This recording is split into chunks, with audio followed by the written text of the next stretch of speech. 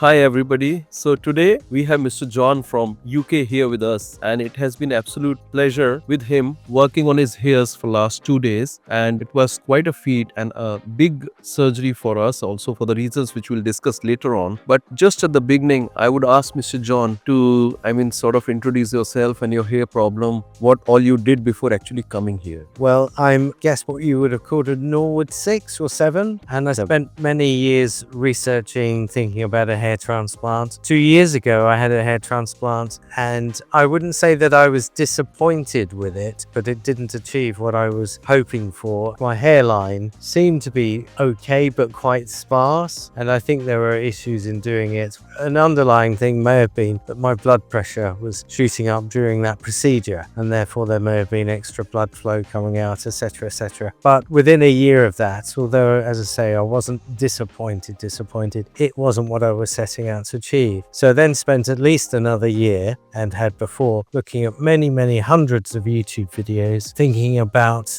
different clinics, working out with hindsight, should I have had FUT to start with because it was FUE I had, and then being aware that there was a possibility of a combination of FUT and FUE. And then I whittled it down steadily, and then came across your YouTube videos and consulted with you on video twice, which built my confidence more and more. And although I'm coming from the UK and expected that I might go to Turkey or somewhere in Europe, the idea of India, which I've never been to, was obviously a bigger step for me to do. But your, if I called them admin staff, were incredibly helpful and guided me through how to do that. And then as we talked on the phone, you gave me more confidence that probably we could do everything with FUE. And then I watched obviously lots of your videos and my confidence grew, and I'm nothing but happy that I've come to you and that you've carried out the procedure. So how was like traveling from UK to India? Were you helped out by our staff or guided by somebody? Yes, indeed. I suppose somewhere else you may get packages where they do everything, but I didn't want to feel as though I was on some form of conveyor belt, because my concern was with the many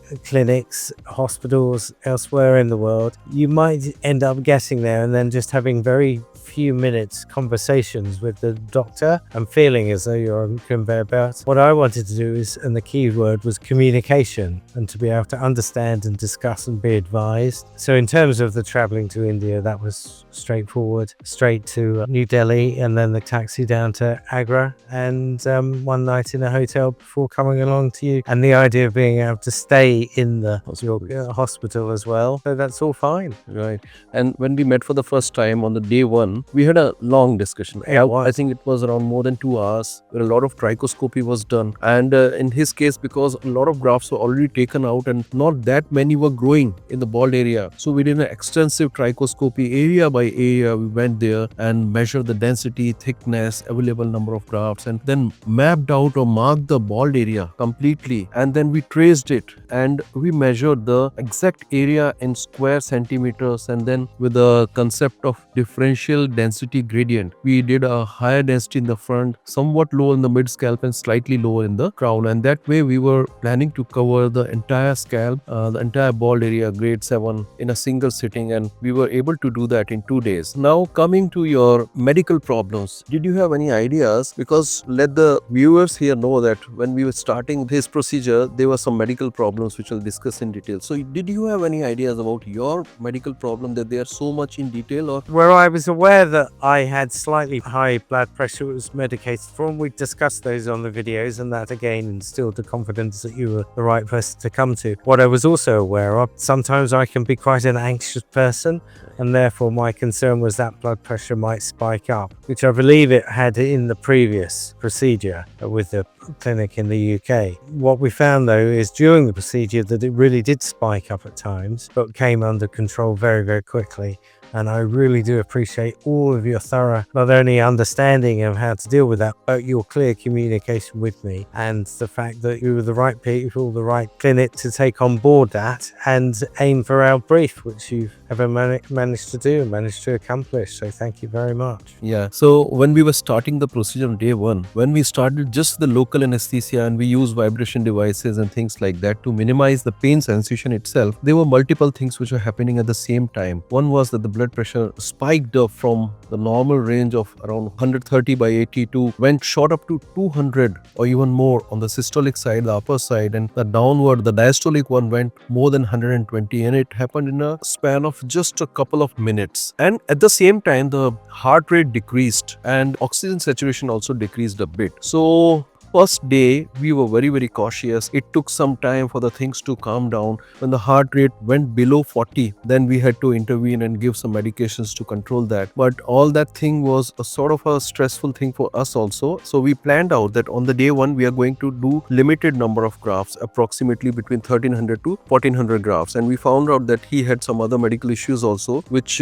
like sleep apnea and things like that, which we discussed with Mr. John. Then on the day two, we asked our anesthetist, Dr. Ranveer Tyagi sir. He is currently the president of Indian Society of Critical Care Medicine, and he was present during that initial crucial time. So when the same thing happened on the day two, we had an expert to tide over that phase. And it always helps that these procedures are done in a hospital setting and not in a clinic setting, because we found out that all our crash cart, our monitoring devices, oxygen flow, and all these things were in place, and that's why we were able to control and tide off those problems quickly. Day two, we had an expert with us to help us out in that, and that was a big relief. And on the day two, we did the remaining number of grafts, that was around 4,500. So in total, we have done more than 5,800 grafts in 2 days and covered your entire scalp. And slightly bleeding was also on the higher side, probably because the baseline blood pressure was slightly higher and some anxiety and things like that. But we again had that know-how to control all that, and the things were not even 24 hours since we have finished the procedure, and there is hardly any bleeding on the recipient or the donor side. So the things went off quite smoothly. Mr. John has stayed in our hospital. We have a suite here, sort of well equipped with the restrooms and everything, and we have our staff overlooking over him entire night, checking his blood pressure, things like that. And we were quite relieved when the things went on very smoothly later on. So what would you say from your side about the surgery? How was your experience, Mr. John, about the surgery itself? So on the point of the spiking and the increase of the blood pressure, lying there awake, as it were, but not within any pain at all, I was totally unaware of that. I felt very relaxed, and well, the only thing I would say is I was excited about having the procedure. So it came as a bit of a shock or news to me when you said how much you had spiked by. Yeah. Obviously, I'm pleased that it settled quickly and before we began. So somehow that's within me, my anxiety shooting it up. And I thank goodness I was with the right people to deal with that and realize what may needed to be done. In terms of comfortable and procedure, I don't, on a scale of 0 to 10 in terms of any pain at any time, probably 1 or 2 just at that initial stage of injecting local, but then you use that clever device that sent the vibrations through that reduced that. And day 2 yesterday, I felt very well that I was very keen to get going with day 2's procedure. And this is the morning after the final procedure. And I feel right as rain, as they might say. Wow, great. So thank you very much. So, Mr. John, in the end, any words about our hospital and Shivani and Hareen and all these guys over there? Where if I said about communications are excellent in terms of your staff, and that's so kind and caring and welcoming, and every few moments checking I'm okay, and yourself, just thank you very much. Thank you. Research has paid off. You noticed one thing, you eat quite less. What's the reason behind that? Oh, that's because in the last few years I have been on a bit of a health thing and watching what I do a lot of walking every day deliberately. So I'm looking forward to, it will be some weeks before I start climbing up hills and things again. But yeah, that's it. And that would be the reason for that, is just watching. We were so worried that Dr. Preeti was, quite anxious, so she prepared the She did, yes. That's so very kind of you. meals and all. It has been an absolute pleasure to have you with us, and we wish that we see more of you, at least not here than on the video calls, and sort of do the follow-ups and things, and we are there to guide you about everything in the future as well. So we'll discuss all the post-operative steps and instructions and all those things. Well, I'll certainly be sharing you the results over the Thank you. so yes, thank you. Thank you so much. Thank you very much indeed, sir. Thank you.